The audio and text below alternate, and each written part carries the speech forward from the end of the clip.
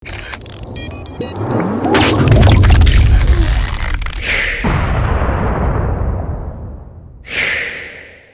ń bẹ nílẹ̀ oòduà àti àwọn tí wọ́n wà lẹ́yìn odi, gbogbo yín pátápátá ni mo kí.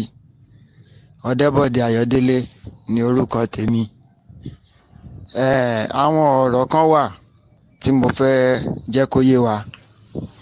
Mi ò ní sọ̀rọ̀ púpọ̀ jù, màá kàn mú gbogbo ẹ̀ ní ṣókí. Inú ìpínlẹ̀ Katsina, ìlú Mr. President ni mo ti ń bá yín sọ̀rọ̀. Tí n bá ní kí n máa kà báyìí, mo ti lò tó bí ọdún 11 sí 12 nílẹ̀. NYSC ló gbé mi wá sí Katsina.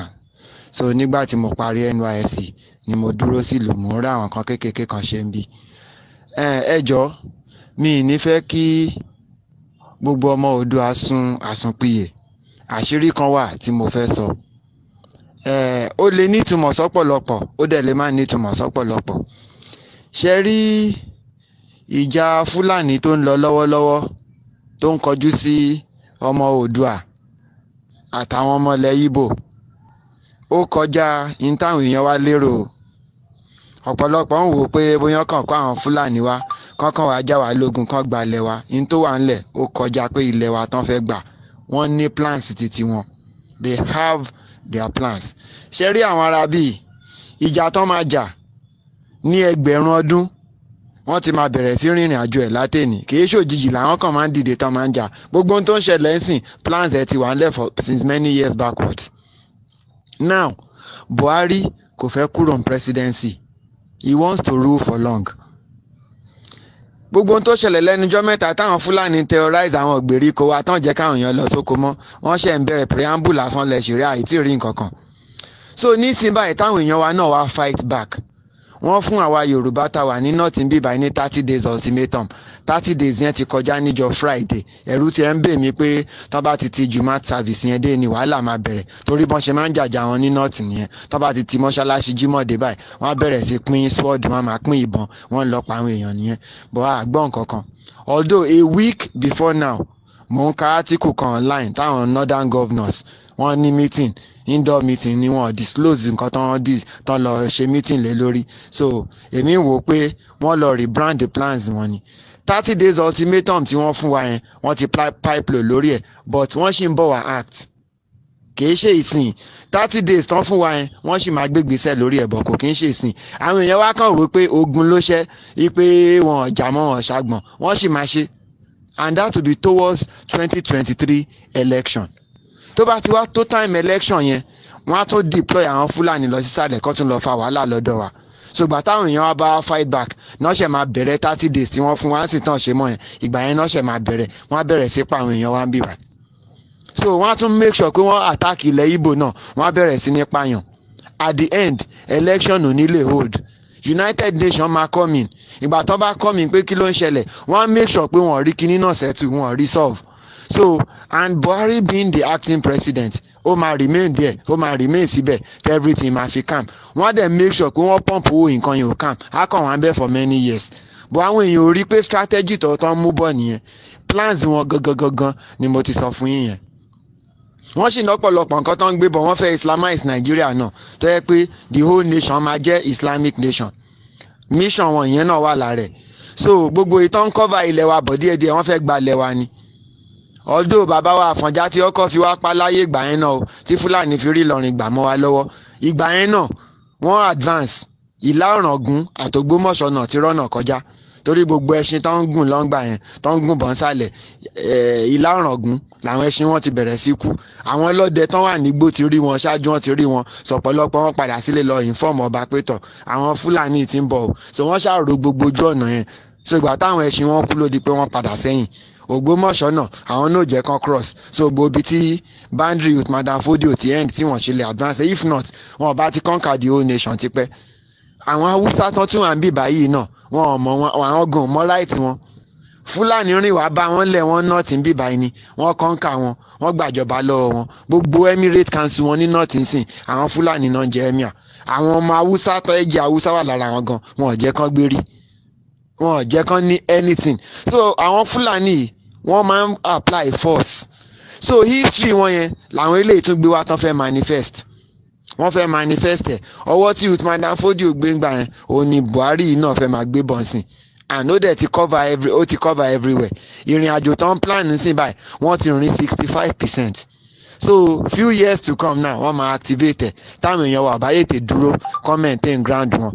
And tó bá really jẹ́ yí pé Odùduwà Republic tá à ń sọ yìí a fẹ́ kó di ṣíṣe a fẹ́ kó di múmúṣẹ ó ṣeé ṣe ká má lè dájà yẹn jà nílẹ̀ Oòduà o.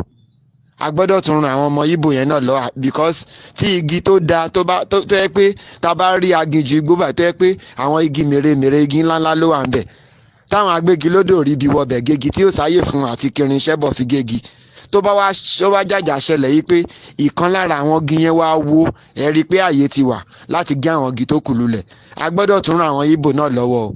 Ìjà yìí ṣe ń ta lè dájà èmi ò mọ bẹ́yìn mùtúmùwà wa ẹ̀yin ọ̀jọ̀gbọ́n wa ṣe rí sí o òye tèmi lèmi fi ń bá yín sọ̀rọ̀ àmọ́ mo fẹ́ kẹ́ gbé yẹ̀wò ìjà tí àwa ọmọlẹ̀ Oòduà fẹ́ jà yìí a lè dájà láàrin wa àwọn ọ̀dàlẹ̀ wọ́n pọ̀ tó yẹ pé ẹjọ́ máa fi mọ̀ṣọ̀ kan ní ìsìn ìgbà tẹ́ bá yíṣẹ́ padà àwọn tó máa dalẹ̀ á dalẹ̀ àmọ́ tá a bá rìn pẹ̀lú àwọn Ìgbò tájọ dìde lẹ́ẹ̀kan náà tájọ jàjà yìí mélòó làwọn kinní burúkú yìí middle belt ló ń fún wọn lágbára now even tá a bá wo axis map structure map tá a bá ní ká ya middle belt kúrò láàrin wọn mélòó làwọn northerners gan middle belt lágbára wọn.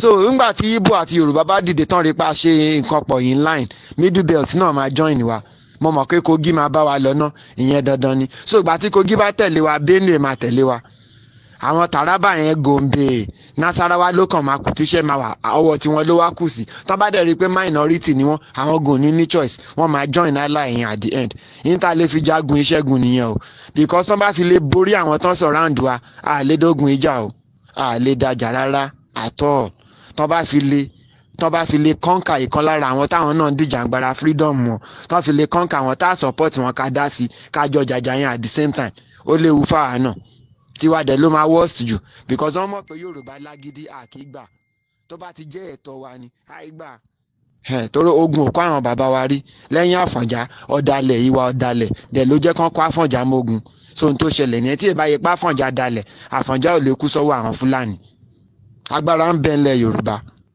tẹ́ bá wo USSR of then ẹ rí i pé ńgbà tí USSR máa pín kò sí ogun kò sọ́tẹ̀ o kò sí tàjẹ̀ sílẹ̀ níbì kankan ṣẹ́mọ́ tó fà á tán fi rí i pín ìgbà tán máa pín almost 5 to 6 countries ló jáde nínú USSR tó fi wá dáṣẹ́ ku Russia nìkan bí tán wà yẹn ìyẹn tó fà á ni pé gbogbo àwọn regions yẹn gbogbo wọn dìde sọ́wọ́ kan náà ni iṣẹ́ tí ń lọ lábẹ́nú gbogbo wọn ti connect ara wọn pé tọ̀ ibi báyìí sí ibi báyìí làwọn máa mú country wá sí ẹ̀yin náà mú ibi báyìí sí ibi báyìí fún country yín ẹ̀yin náà mú ẹ̀yin tọ̀hún yẹn ẹ̀yin náà mú láti bí síbẹ̀ yẹn fún country yín so gbogbo wa ìjọba ìlà máa dìde pa fẹ́ republic tiwa so ìgbà tó di pé almost 5 or 3 or 6 regions wọ́n dìde pa àwọn fẹ́ nation mélòó ni Russia fẹ́ bájà nu wọn mélòó náà fẹ́ kojú ogun ọ̀nà fẹ́ kọ ojú ogun Federal Republic wọn sí so wọn ní choice ju kí wọ́n fi wọ́n lẹ̀ lọ but tó bá lọ jẹ́ pé region ẹ̀yọ kan ló dá dìde ńgbà yẹn wọ́n kódà wọn lọ́pọ̀lọpọ̀ àwọn aṣíwájú wọn kù sí tó yẹ pé wọ́n ní jẹ́ kí ràn án gbérí mọ́ wọn ní rí ṣe so mo ṣe ń sọ yìí pé ìjà yìí a lè dájà kì í dẹ̀ ṣe pé ọmọ Yorùbá ronú àti ronú dáadáa ọgbọ́n lọ̀rọ̀ náà gbà báyìí ká dẹ̀ gbégbèsè lórí ẹ̀ even tá a bá dá ìjà yẹn gan jà tá a dá jàjà táwọn ọmọ àlè Yorùbá tán máa ń dalẹ̀ yẹn tán bá fẹ́ dalẹ̀ gan wọ́n á wo àlejò tó wà láàrin wa tájọ́ rìn gan wọ́n á wẹ́gbẹ̀ pé sáwọn arábí yóò rí wọn so that àwọn tó bá ń dalẹ̀ àlejò míì máa wà láàrin wọn tó máa rí tán máa update àwọn aṣíwájú àwọn tiwa náà tán bá láwọn tán fẹ́ dalẹ̀ náà àwọn ti bẹ̀ẹ́ náà wọ́n á tètè pàkíyèsí wọn sí pé tọ̀ àwọn èèyàn yìí bá rí wọn bí báyìí ẹ lọ ṣiṣẹ́ lórí wọn àmọ́ tó bá yẹ pàwà nìkan ni àwọn tán dalẹ̀ mọ bọ́n ṣe ń dà àwọn tán gbẹ̀yìn bẹbọ jẹ́ wọn mọ bọ́n ṣe ń ṣe so a gbọ́dọ̀ rìnrìn àjò yẹn papọ̀ at the same time ni ká lè achieve dreams wa ìgbà tá a bá jagun tán Biafra máa lọ republic tí wọ́n lọ dálẹ̀ tí wọ́n lẹ̀ àwa náà máa hold Odùduwà republic wa àwọn middle belt náà wọ́n á ti ìpàṣẹ wa ríran lọ́wọ́ àwọn náà ní regions títí wọn so ọ̀nà tèmi rí palégbègbà nìyẹn o because now dídákẹ́ tán dákẹ́ yìí wọ́n sì máa ṣe 30 days ultimatum tán fáwa Yorùbá táwa náà ti they will still do it wọ́n á gbé gbèsè lórí ẹ̀ but wọ́n kàn postpone ẹ̀ ni. Èmi mọ̀ pé ara àwọn ìdí tán ṣe pé meeting northern governors tán lọ ṣe indoor meeting nìyẹn. Wọn ò fẹ́ bẹ́ẹ̀, wọ́n mọ̀ pé táwọn bá yètè àtìsìn dream táwọn fẹ́ achieve nígbà tán fẹ́ achieve ẹ̀ wọn ò ní lè rí ṣe mọ́. So wọ́n ti lùlù orin yẹn kalẹ̀ nìyẹn, ọ̀pọ̀lọpọ̀ èèyàn dẹ̀ ló máa jó sí tó yẹ pé ìgbà tó bá máa end wọn ò ní mọ̀. So òun náà ṣe dákẹ́ báyìí. Wọ́n ní strategies gan, àwọn Haúsá yẹn gbọ́n, wọ́n ní strategies gan. So nísìnyí báyìí wọ́n dúró de 2023 ni, tó bá ti ń tó time election jọ́ tán bá ti lift tán bá ti fly off kíní election báyìí everybody máa múra ogun. Ìgbà yẹn làwọn Fúlàní yẹn máa bẹ̀rẹ̀ sí wọ everywhere. So tó bá di páwọn èèyàn wa náà attack wọn padà, wọ́n á bẹ̀rẹ̀ sí nípa wa táwa ńlẹ̀ Haúsá ń bì báyìí náà. Àmọ́ kọ́ lọ́n ṣọ́ wa jùgbà yẹn náà lọ ogun ní bá wa ń bì báyìí, àwa gbọ́ ti wá nǹkan kan ṣe àti padà wálé. So idea tèmi ní kèmí ya gbogbo lé nìyẹn ẹgbẹ́ yẹ̀wò, tó bá dẹ̀ jẹ́ pé mi ìsọdà náà tọ̀ ọmọ ìyá ni gbogbo wa, ibi tí n bá ti bùkù ẹ jẹ́ kó yé náà yé mi, gbogbo wa náà ń kọ́ ẹ̀kọ́ lójoojúmọ́ ni tọ̀ ẹ ṣeun o.